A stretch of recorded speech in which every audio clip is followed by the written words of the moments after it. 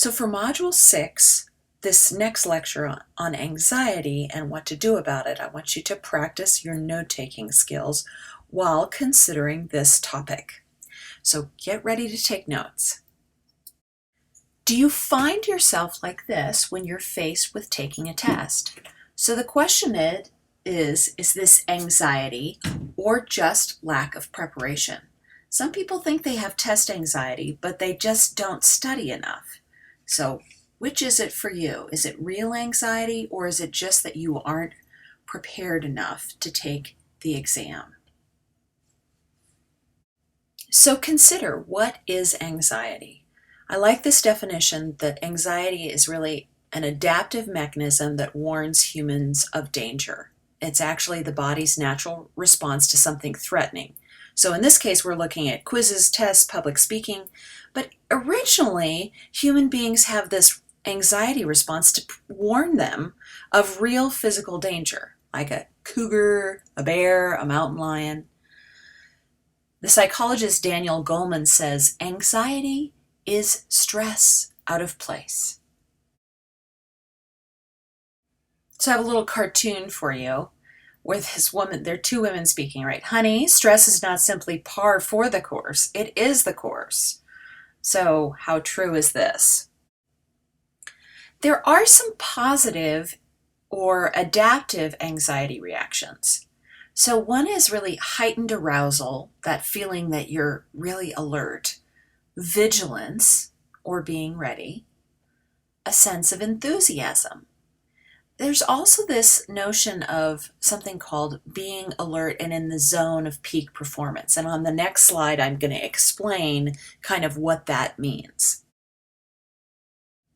So here's something from Johnson Health, which kind of illustrates this.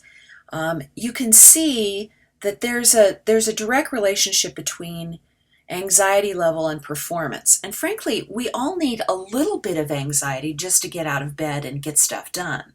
So think about those instances where you need a little push, a little motivation to get out and get something done. So we would consider that really positive and optimal. However, there is a point where all of us just kind of shut down. Now, for some people, the curve, the arc, is a little bit closer to the performance end and of the axis, and for other people, it's further out. So some people really respond quickly to anxiety, and just a little bit is all they need. Other people, now consider, is this you?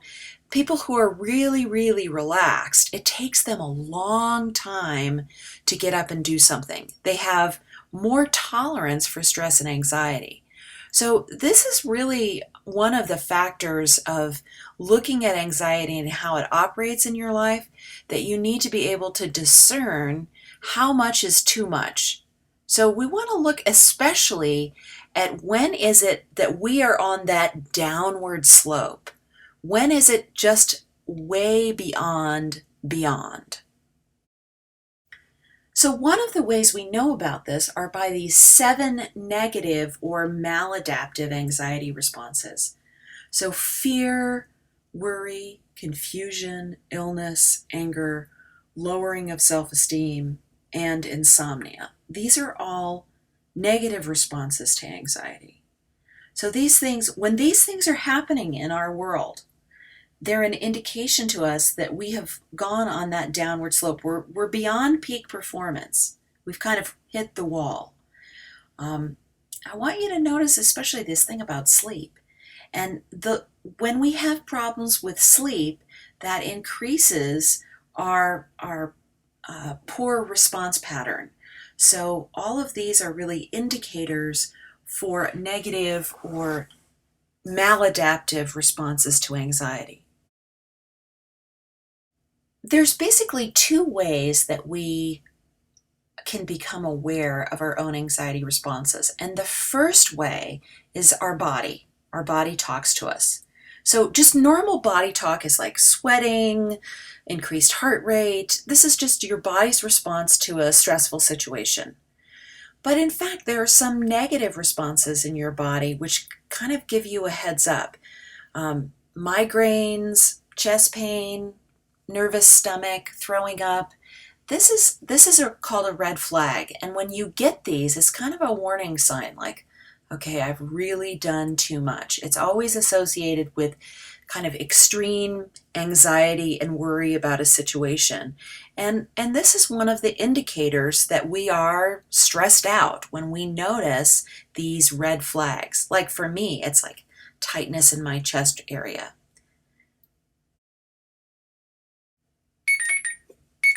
The other way that we know about anxiety is through our thoughts. So that's the second way. We're going to talk about self-talk. And I want to distinguish between three different types of self-talk. The first is a roadblock thought. Now, a roadblock thought could be anything that really kind of increases anxiety. So anything as simple as I hate math, or this teacher sucks, or I never do well on exams. These are roadblock thoughts that actually increase stress and anxiety. The second idea here on the self-talk slide is about brick wall thought. And a brick wall thought is something that stops you in your tracks, just as the metaphor says. So once I had a student who was having problems. Well, she wasn't my student. She was a chemistry student and was having problems in chemistry class and came in to talk to me about what was going on because she was working really, really hard and studying, but she was blanking on exams. So I asked her, what's going through your mind when you're taking the chemistry exam? So here's what this person said, and I quote, I'm thinking if I don't get an A on this test, I won't get into the nursing program. And if I don't get into the nursing program, I won't be able to feed my children. Wow. If you were worried about feeding your children, you're not going to do well on an exam. So that's an example of a brick wall thought. And I want to suggest to everyone that the best way to deal with this is to replace these roadblock brick wall thoughts with a coping thought, which is really kind of something neutral that makes you kind of relax, like just breathe or be here now. These are all examples of coping thoughts that we can use to replace negative self-talk, roadblock, and brick wall thoughts. So this slide gives you kind of a visual of what happens when we go into an anxiety response or a fight or flight response. And we can see that the body does certain things. So the body creates certain factors. Our heart rate goes up. Our blood flow goes to our arms and our legs, not our brains. We might tend to urinate or need to expel our bowels. Now, does this help you when you're taking a test? I don't think it does. Maybe it helps us face a mountain lion or an enemy, something of extreme physical danger. But this response pattern that we have does not help us when we're taking a test, going for a job interview, doing something like that. So what is your response pattern when you get anxious? Now, not all of you have anxiety. I'm not assuming that. But what is your response pattern?